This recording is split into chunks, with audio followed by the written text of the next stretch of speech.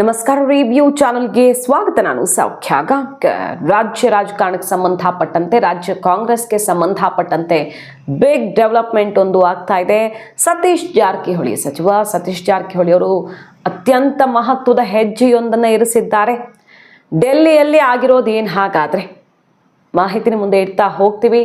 ಸಚಿವ ಸ್ಥಾನವನ್ನು ಬಿಡೋದಕ್ಕೆ ರೆಡಿಯಾಗಿರೋದ್ರ ಮುಂದಿನ ಉದ್ದೇಶ ಏನು, ಯಾವ ರೀತಿ ಆಪರೇಷನ್ ಆಗಿದೆ ನೋಡ್ತಾ ಹೋಗೋಣ ಒನ್ ಬೈ ಒನ್. ಮಿಸ್ ಮಾಡಿದ್ರೆ ನಮ್ಮ ಚಾನಲ್ನ ಸಬ್ಸ್ಕ್ರೈಬ್ ಮಾಡಿ, ನಿಮ್ಮ ಅಭಿಪ್ರಾಯ ಕಮೆಂಟ್ ಮಾಡಿ ತಿಳಿಸಿ. ಎಸ್ ವೀಕ್ಷಕರೇ, ಸದ್ಯ ಈಗ CM ಕುರ್ಚಿ ಜಟಾಪಟಿ ನೋಡಿದ್ವಿ.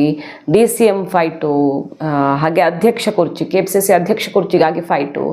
ಅದಾದ ಮೇಲೆ ಮೊನ್ನೆ ಈ ಕಾಲ್ತುಳಿತ ಕೇಸ್ಗೆ ಸಂಬಂಧಪಟ್ಟಂತೆ ಯಾರು ರಾಜೀನಾಮೆ ಕೊಡಬೇಕು ಅನ್ನೋದ್ರ ಸುತ್ತ ಪ್ರತಿಪಕ್ಷಗಳಿಗೆ ಅಸ್ತ್ರವಾಯಿತು. ಒಬ್ಬನ ಮೇಲೆ ಒಬ್ಬರು ಎತ್ತಾಕೊಳ್ಳೋ ಪ್ರಯತ್ನ ಮಾಡಿದ್ರು. ಇಷ್ಟೆಲ್ಲ ಆಗಿ ಹೈಕಮಾಂಡ್ ಕರೆಸ್ಕೊಳ್ತು.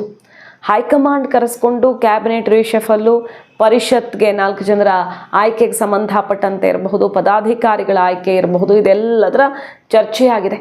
ಬಹಳಷ್ಟು ದಿನಗಳಿಂದ ಪೆಂಡಿಂಗ್ ಇರೋದು. ಅಧಿಕಾರ ಸಿಕ್ಕಿ ಇಷ್ಟು ದಿನ ಆದರೂ ಪಕ್ಷಕ್ಕೆ ಬಲ ತುಂಬಬೇಕು ಅಂದರೆ ತಳಮಟ್ಟದಿಂದ ಯಾರ್ಯಾರಿಗೆ ಸಮರ್ಪಕವಾದ ಅಧಿಕಾರ ಸ್ಥಾನಮಾನ ಸಿಗಬೇಕು, ಅದು ಸಿಕ್ಕಿದ್ರೇ ಮುಂದಿನ ಚುನಾವಣೆಗೆ ತಯಾರಿ ಮಾಡೋದಕ್ಕಾಗೋದು. ಅದೆಲ್ಲ ಸಮಾಲೋಚನೆ ನಡೆಸಿದೆ. ಆದರೆ ಈಗ ಬರ್ತಿರೋ ಸುದ್ದಿ ಏನಪ್ಪ ಅಂದರೆ, ಹೈಕಮಾಂಡ್, ಕಾಂಗ್ರೆಸ್ನ ಹೈಕಮಾಂಡ್ ಮಹತ್ವದ ತೀರ್ಮಾನವೊಂದನ್ನು ತಗೊಂಡಿದೆ ಅಂತ.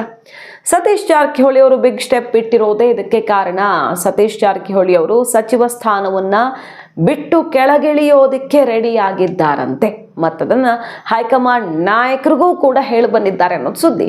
ಯಾಕೆ ಬಿಡ್ತಾರೆ ಅವರು ಸಚಿವ ಸ್ಥಾನವನ್ನು ಅಂತ ಕೇಳಿದ್ರೆ, ಅಧ್ಯಕ್ಷ ಕುರ್ಚಿಯಲ್ಲಿ DK ಶಿವಕುಮಾರ್ ಅವರು ಅವಧಿಗೂ ಮೀರ್ ಕೂತಿದ್ದಾರೆ ಅನ್ನೋ ಆಕ್ರೋಶ ಓಪನ್ ಆಗಿ ಎದ್ದಿದೆ ಅಲ್ವಾ. ಅವ್ರಿಗೆ ಎರಡೆರಡು ದೊಡ್ಡ ದೊಡ್ಡ ಖಾತೆಗಳು, ಅಧ್ಯಕ್ಷ ಸ್ಥಾನ, ಇನ್ನೂ ಏನೇನು ಬೇಕು, ಲೋಕಸಭೆ ಬಳಿಕ ಅವ್ರನ್ನ ಇಳಿಸಲಾಗತ್ತೆ ಅಂತ ಲಿಖಿತವಾಗಿ ಬರೆದು ಕೊಟ್ಟಿರೋದೇ ಇದೆ ಅಂತ ಓಪನ್ ಆಗಿ ಹೇಳಿದ್ದು ನೋಡಿದ್ದೀವಿ ನಾವು. ಸೊ ಅವರ ಅವಧಿ ಮುಗಿದಿದೆ. ಅದಾದಮೇಲೆ ಇಷ್ಟು ದಿನ ಕಂಟಿನ್ಯೂ ಆಗಿದ್ದು ಆಯಿತು. ಇನ್ನೇನು ತಡ? ಮತ್ತೊಬ್ಬರಿಗೆ ಅವಕಾಶ ಕೊಟ್ಟು ನೋಡಿ. ಅವರ ಸಂಘಟನೆಯ ಚತುರತೆಯನ್ನು ಒಂದು ಸಲ ನೀವು ಟೇಸ್ಟ್ ಮಾಡಿ. DK ಶಿವಕುಮಾರ್ ಅವರು ಏನೋ ಭಯಂಕರ ಸಂಘಟನಾ ಚತುರ ಅಂತ ಅವರು ಜಾಸ್ತಿ ಕೆಲಸಕ್ಕಿಂತ ಜಾಸ್ತಿ ಜಾಹೀರಾತು ಮಾಡ್ಕೊಳ್ತಿದ್ದಾರೆ ಅನ್ನೋ ಆರೋಪ ನೇರವಾಗೇ ಬಂದಿದ್ದಿದೆ. ನಾವು ಜಾಹೀರಾತು ಮಾಡ್ಕೊಳ್ಳಲ್ಲ, ಕೈಯಿಂದ ದುಡ್ಡು ಹಾಕಿ ಎಲೆಕ್ಷನ್ ಮಾಡ್ತೀವಿ, ಕೆಲವರು ಮಾಡ್ಕೊಳ್ತಾರೆ ಅಂತ. ಈಗ ಸತೀಶ್ ಜಾರಕಿಹೊಳಿ ಅವರು ಬಿಗ್ ಆಫರ್ ಒಂದನ್ನು ಹೈಕಮಾಂಡ್ ಮುಂದೆ ಇಟ್ಟಿದ್ದಾರೆ. ತುಂಬ ಜನ ಇದ್ದಾರಲ್ಲ ಅಧ್ಯಕ್ಷರಾಗೋದಕ್ಕೆ ಕಾಯ್ಕೊಂಡಿರೋರು. ಹರಿಪ್ರಸಾದ್ ಅವರಿಂದ ಹಿಡಿದು MB ಪಾಟೀಲ್ರಿಂದ ಹಿಡಿದು ತುಂಬ ಜನ ಇದ್ದಾರೆ. ಈಶ್ವರ್ ಖಂಡ್ರೆ ಅವ್ರ ಹೆಸರು ಕೇಳಿ ಬರ್ತಿದೆ. ಆದರೆ ಸತೀಶ್ ಜಾರಕಿಹೊಳಿ ಅವರು ಒಂದು ಮಹತ್ವದ ತೀರ್ಮಾನ ಮಾಡಿದ್ದು, ನಾನು ಸಚಿವ ಸ್ಥಾನವನ್ನು ಬಿಡ್ತೀನಿ, ಅಧ್ಯಕ್ಷ ಅವಕಾಶವನ್ನು ಕೊಟ್ಟರೆ, ನನಗೆ ಪಕ್ಷ ಸಂಘಟನೆ ಮಾಡ್ಕೊಂಡು ಹೋಗೋದಕ್ಕೆ, ಅಧ್ಯಕ್ಷ ಕುರ್ಚಿಯಲ್ಲಿ ಕೂರೋದಕ್ಕೆ ಅವಕಾಶ ಕೊಟ್ಟರೆ ಸಚಿವ ಸ್ಥಾನವನ್ನು ತ್ಯಜಿಸ್ತೀನಿ, ಎರಡೆರಡು ಹುದ್ದೆ ಬೇಡ ಅನ್ನುವಂಥ ತನ್ನ ತೀರ್ಮಾನವನ್ನು ತಿಳಿಸಿದ್ದಾರಂತೆ. ಬಹುತೇಕ ಬೇರೆ ಎಲ್ಲರೂ ಕೂಡ ಅಧ್ಯಕ್ಷ ಕುರ್ಚಿಯ ಜೊತೆಗೆ ಸಚಿವ ಸ್ಥಾನವೂ ಬೇಕು ಅಂತ ಪಟ್ಟು ಹಿಡಿದಿದ್ದಾರೆ. ಈಗ DK ಶಿವಕುಮಾರ್ ಅವರು ಮಾಡ್ತಾರೆ ಅಂದರೆ, ಒಂದಲ್ಲ ಎರಡೆರಡು ದೊಡ್ಡ ದೊಡ್ಡ ಖಾತೆ ನಿಭಾಯಿಸ್ತಾರೆ ಅಂದರೆ ನಾವ್ಯಾಕೆ ಮಾಡಬಾರ್ದು? ಅವರು DCM ಹೌದು, ಎರಡೆರಡು ಸಚಿವ ಸ್ಥಾನ ಅಂದರೆ ಎರಡೆರಡು ಖಾತೆ ನಿಭಾಯಿಸ್ತಿದ್ದಾರೆ ಅನ್ನೋ ರೀತಿಯಲ್ಲಿ ಎಲ್ಲರೂ ಕೂಡ ಅವರವ್ರದ್ದೇ ಆದ ಡಿಮ್ಯಾಂಡ್ಸನ್ನು ಇಟ್ಟಿದ್ದಾರೆ. ಆದರೆ ಸತೀಶ್ ಜಾರಕಿಹೊಳಿ ಅವರು ಭಿನ್ನವಾಗಿ ಯೋಚಿಸ್ತಾ ಇದ್ದು, ನನಗೆ ಸಚಿವ ಸ್ಥಾನ ಬೇಡ, ಅಧ್ಯಕ್ಷ ಕುರ್ಚಿ ಅಂದರೆ ಸಣ್ಣ ವಿಷಯ ಅಲ್ಲ, ಅದು ಪಕ್ಷವನ್ನು ಸಂಘಟಿಸ್ಕೊಂಡು ಹೋಗಬೇಕು. ಮುಂದಿನ ಸಲ ಮತ್ತೆ ಅಂದರೆ ಕರ್ನಾಟಕದಲ್ಲಿ ಸಾಮಾನ್ಯವಾಗಿ ಪ್ರತಿ ಸಲ ಸರ್ಕಾರ ಬದಲಾಗತ್ತಲ್ಲ, ಈ ಸಲ ಕಾಂಗ್ರೆಸ್ ಬದಲಾಗತ್ತಾ, BJP ಬಾರಿ ಅನ್ನೋ ರೀತಿ ಇರೋವಾಗ ಪಕ್ಷ ಸಂಘಟನೆ ಮಾಡೋದೊಂದು ದೊಡ್ಡ ಸವಾಲಿನ ಕೆಲಸ. ಅಂಥ ಟಾಸ್ಕನ್ನು ನಾನು ಎತ್ಕೋತೀನಿ, ಅದು ಕೂಡ ಸಚಿವ ಸ್ಥಾನ ಬೇಡ ಅಂತ ಆಫರನ್ನು ಕೊಟ್ಟಿದ್ದು ಹೈಕಮಾಂಡ್ಗೇನೆ. ಹೈಕಮಾಂಡ್ ಈ ಒಂದು ವಿಚಾರದಲ್ಲಿಯೇ ಕನ್ವಿನ್ಸ್ ಆಗಿದೆ ಅನ್ನುವ ಸುದ್ದಿ ಬರ್ತಾ ಇದೆ. ಈಗ ಹೈಕಮಾಂಡ್ಗೆ ಬೇಕಾಗಿರೋದು ಅದೇ, ಒಂದು ಜವಾಬ್ದಾರಿಯನ್ನು ನಿಭಾಯಿಸ್ಕೊಂಡು ಹೋಗೋರು. ತಮ್ಮ ಸ್ವಾರ್ಥ, ತಮ್ಮ ಲೆಕ್ಕಾಚಾರಕ್ಕಿಂತ ಪಕ್ಷಕ್ಕೆ ಬಲ ತುಂಬೋರು ಯಾರು ಅಂತ ಸಹಜವಾಗಿ ಹೈಕಮಾಂಡ್ ನಾಯಕರು ನೋಡ್ತಾರಲ್ಲ, ಅದೇ ರೀತಿಯಲ್ಲಿ ಯೋಚಿಸ್ತಾ ಇದ್ದು ಸತೀಶ್ ಜಾರಕಿಹೊಳಿ ಅವರಿಗೆ ಅಭಯ ಸಿಕ್ಕಿದೆಯಂತೆ. ಹೈಕಮಾಂಡ್ ಮಟ್ಟದಲ್ಲಿ ಪ್ರಮುಖ ನಾಯಕರನ್ನ, ತನಗೆ ಆ ಸ್ಥಾನಮಾನದಲ್ಲಿ ಕೂರೋದಕ್ಕೆ ಬೇಕಾದಂಥ ಪ್ರಮುಖ ನಾಯಕರನ್ನೆಲ್ಲ ಮೀಟ್ ಮಾಡ್ಕೊಂಡು ಬಂದಿದ್ದಾರೆ ಮೊನ್ನೆ ಸತೀಶ್ ಜಾರಕಿಹೊಳಿ ಅವರು.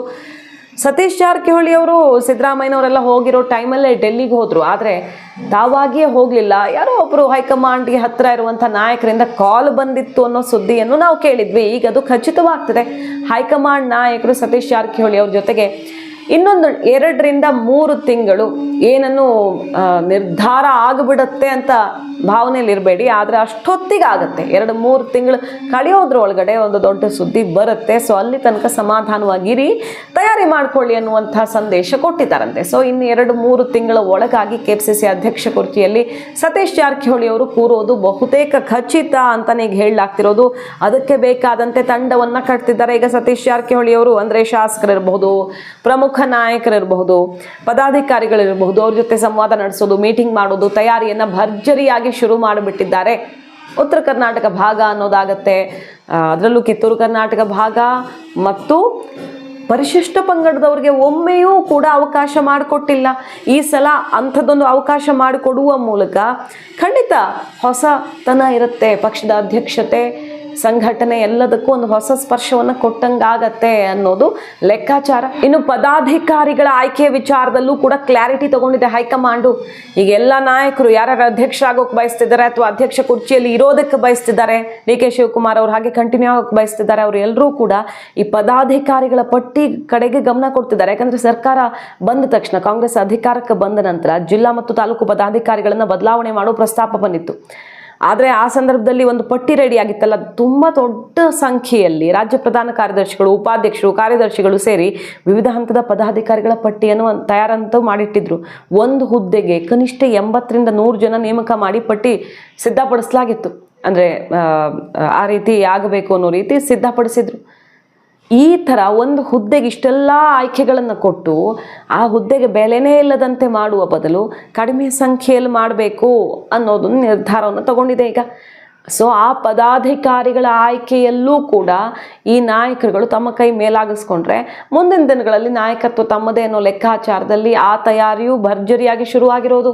ಪದಾಧಿಕಾರಿಗಳ ನೇಮಕದ ಬಗ್ಗೆ ಈಗ ಹೈಕಮಾಂಡ್ ಒಂದು ಕ್ಲಾರಿಟಿ ಕೊಟ್ಟಿರೋದ್ರಿಂದ ಈಗ ಹೈಕಮಾಂಡ್ 4 ಪರಿಷತ್ಗೆ ನೇಮಕ ಮಾಡೋದಕ್ಕೆ ಆ ಹೆಸರನ್ನ ಫೈನಲ್ ಮಾಡುವಂಥ ತಯಾರಿ ಮಾಡ್ಕೊಳ್ತಾ ಇದೆ. ಬಹುತೇಕ ಫೈನಲ್ ಆಗಿದೆ ಅನ್ನೋ ಸುದ್ದಿ. ಪದಾಧಿಕಾರಿಗಳ ನೇಮಕದ ಬಗ್ಗೆ ಕೂಡ ಇಷ್ಟೆಲ್ಲ ಜನ, ಒಂದು ಪೋಸ್ಟ್ಗೆ 80-90 ಜನ ಎಲ್ಲ ಬೇಕಾಗಿಲ್ಲ ಅನ್ನೋ ಕ್ಲಾರಿಟಿ ಕೊಟ್ಟಿದ್ದು. ಈಗ ಅಧ್ಯಕ್ಷ ಬದಲಾವಣೆ ಕೂಡ ನಿಶ್ಚಿತ ಅನ್ನುವಂಥ ಸುಳಿವನ್ನು ಹೈಕಮಾಂಡ್ ಈ ಸಲ ಡೆಲ್ಲಿಯಿಂದ ಕೊಟ್ಟಿದೆಯಂತೆ. ಸೊ DK ಶಿವಕುಮಾರ್ ಅವರ ಮುಂದಿನ ನಡೆಯ ಬಗ್ಗೆ ಈಗ ಕುತೂಹಲ. ಅವರು ಬರೀ ಮಿನಿಸ್ಟರ್ ಆಗಿರ್ತಾರೆ, CM ಕುರ್ಚಿ ಸಿಗತ್ತಾ ಅಂತ ಕೇಳಿದ್ರೆ ಸಿದ್ದರಾಮಯ್ಯನವರು ಓಪನ್ ಆಗಿ ಹೇಳ್ತಿದ್ದಾರಂತೆ. ಪರಿಷತ್ ಸ್ಥಾನಕ್ಕಾಗಿ ಈಗ ಪೈಪೋಟಿ ಶುರುವಾಗಿದೆಯಲ್ಲ 4 ಜನರ ಆಯ್ಕೆ ಬಗ್ಗೆ.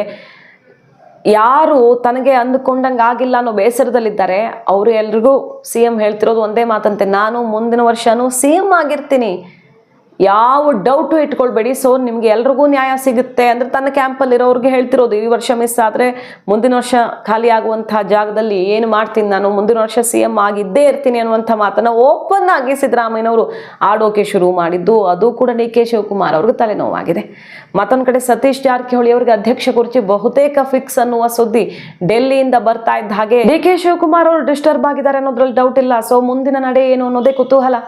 ಈಗ JDSನ 10 ಶಾಸಕರನ್ನ ಕಾಂಗ್ರೆಸ್ನ ಕಡೆಗೆ ಸೆಳೆಯುವ ಆಪರೇಷನ್ ಪ್ರಯತ್ನ ಆಗ್ತಿದೆ ಅನ್ನೋದನ್ನ ಮತ್ತೆ ಈಗ ಕುಮಾರಸ್ವಾಮಿ ಅವರು ರಿವೀಲ್ ಮಾಡಿದ್ದಾರೆ. ಕುಮಾರಸ್ವಾಮಿ ಅವ್ರಿಗೆ ಹೆಲ್ತ್ ಸರಿ ಇಲ್ಲ, ಎಷ್ಟು ದಿನ ಇರ್ತಾರೋ ಇಲ್ವೋ, ಇಲ್ಲಿ ಬಂದ್ಬಿಡಿ ಅಂತ ಕರೀತಿದ್ದಾರೆ. ಆದರೆ ನೀವು ಯೋಚನೆ ಮಾಡಿಬಿಡಿ, ನಾನು 15 ವರ್ಷ ಅಂತೂ ಇನ್ನು ಬದುಕ್ತೀನಿ, ಪಕ್ಷಕ್ಕೆ ಬಲ ತುಂಬುವಂಥ ಜವಾಬ್ದಾರಿ, ಸೀಟ್ ತಗೊಂಡು ಬರೋ ಜವಾಬ್ದಾರಿ ನಂದು, ಕ್ಯಾಂಡಿಡೇಟ್ ರೆಡಿ ಮಾಡ್ಕೊಳ್ಳಿ ಅನ್ನುವಂಥ ಒಂದು ಸಂದೇಶ ಕೊಟ್ಟಿದ್ದು. ಯಾವ ಥರ ಕಾಂಗ್ರೆಸ್ ಸೆಳೆಯುವ ಪ್ರಯತ್ನ, ಆಪರೇಷನ್ ಪ್ರಯತ್ನ ನಿರಂತರವಾಗಿ ಮಾಡ್ತಾ ಇದೆ ಅಂತ DK ಶಿವಕುಮಾರ್ ಕಡೆಗೆ ಬೆರಳು ತೋರಿಸ್ದಂಗೆ ಕಾಣಿಸ್ತಾ ಇದೆ. ಸೊ DK ಶಿವಕುಮಾರ್ ಅವರು ಶಾಸಕರ ತಂಡ ಕಟ್ಟಿ ತಾನು ಅಂದುಕೊಂಡಿದ್ದನ್ನು ಸಾಧಿಸೋದಿಕ್ಕೆ ಹೊರಡ್ತಾ ಇದ್ರೆ ಇಲ್ಲಿ ಹೈಕಮಾಂಡ್ ಬಿಗ್ ಶಾಕ್ ಕೊಡ್ತಾ ಸತೀಶ್ ಜಾರಕಿಹೊಳಿ ಅವರಿಗೆ ಪಟ್ಟ ಫಿಕ್ಸ್. ಹಾಗಾದ್ರೆ ಇನ್ನೂ ಒಂದು ಬಾಂಬ್ ಸಿಡಿಸಿದ್ದಾರೆ ಸತೀಶ್ ಜಾರಕಿಹೊಳಿ ಅವರು. H ವಿಶ್ವನಾಥ್ ಸ್ಟೇಟ್ಮೆಂಟ್ ಬಗ್ಗೆ ರಿಯಾಕ್ಷನ್ ಕೇಳೋಕೆ ಹೋದ್ರೆ, ಖರ್ಗೆ ಅವರು CM ಆಗ್ತಾರಾ, DK CM ಆಗ್ತಾರಾ ಅಂತ ಕೇಳೋದಕ್ಕೆ ಹೋದ್ರೆ, ದಲಿತ CM ಅನ್ನೋ ಕಾನ್ಸೆಪ್ಟ್ ಬಗ್ಗೆ ಮಾತು ಬಂದಾಗ ಮುಂದಿನ ಚುನಾವಣೆಯಲ್ಲಿ ಅಂದರೆ 28ರ ಚುನಾವಣೆ ಬಳಿಕ ಕಾಂಗ್ರೆಸ್ ಗೆದ್ರೆ ಆವಾಗ ದಲಿತ CMೇ ಆಗೋದು ಅನ್ನುವ ಮೂಲಕ ಏನಾಗ್ತಾ ಇದೆ ತಯಾರಿ ತಮ್ಮ ಕ್ಯಾಂಪಲ್ಲಿ ಅನ್ನುವಂಥ ಮೆಸೇಜನ್ನು ಕೊಟ್ಟಿದ್ದಾರೆ. ಸೊ ಕೈಪಾಳ್ಯದಲ್ಲಿ ಒಂದು ಕಡೆ ಜಾತಿ ಗಣತಿ ಬಿಸಿ ಜಾಸ್ತಿ ಆಗ್ತಾ ಇದ್ರೆ, ಮತ್ತೊಂದು ಕಡೆ ಅಧ್ಯಕ್ಷ ಕುರ್ಚಿಯ ಬಗ್ಗೆಯೂ ಕೂಡ ಒಂದು ನಿರ್ಣಾಯಕ ಹಂತಕ್ಕೆ ಬಂದು ತಲುಪ್ತಾ ಇದೆ. ಮಾಹಿತಿ ನಿಮ್ಗೆ ಇಷ್ಟ ಆಗಿದ್ರೆ ಮಿಸ್ ಮಾಡಿದ್ರೆ ನಮ್ಮ ಚಾನಲ್ನ ಸಬ್ಸ್ಕ್ರೈಬ್ ಮಾಡಿ, ನಿಮ್ಮ ಅಭಿಪ್ರಾಯ ಕಮೆಂಟ್ ಮಾಡಿ ತಿಳಿಸಿ. Thank you.